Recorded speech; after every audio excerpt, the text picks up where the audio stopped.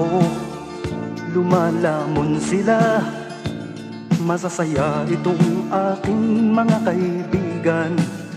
Abot kamay nila ang bunga ng puno, dahil balikat ko ay ginawang tuntungan. Habang namimitas, lalong natatakam, sila ay para bang wala ng kabusugan. Kahit alam nilang mayroong mga langgam, at ang aking paa ang siyang inuupakan. Nais ko nang magpahinga, marami na akong nagawa at natulungan.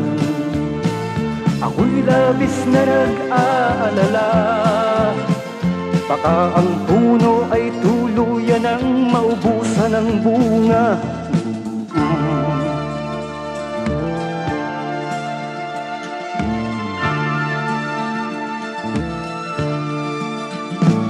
Nakaupo ako, nagbabantay sila. Ang mga aso ko'y laging maaasahan. Hindi ko lang alam ang binabantayan. Ito bang puno o itong aking upuan? Itali ko kaya sa bahay ng langgam? Maglilingkod ba o maghahari-harian? Masasagot lamang ang malaking tanong kapag ako ay nawala na ng lubusan.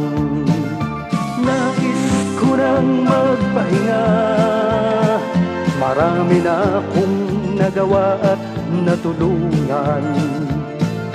Ako'y labis na nag-aalala, baka itong mga aso ay maulol at magwala.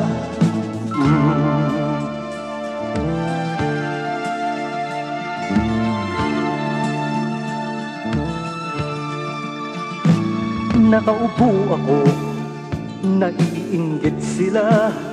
Silang nais na pumalit sa aking upuan. Ayokong tumayo sa upuang ito, kahit ito'y sinusurot at inaanay. Ang upuang ito ay para sa bantay ng punong ang ibinubungay kayamanan.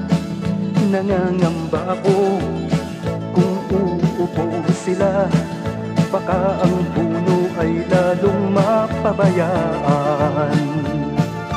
Nais ko nang magpahinga, marami na akong nagawa at natulungan. Ako'y labis na nag-aalala, marami ang magtutulakan, makuha lang ang aking upuan.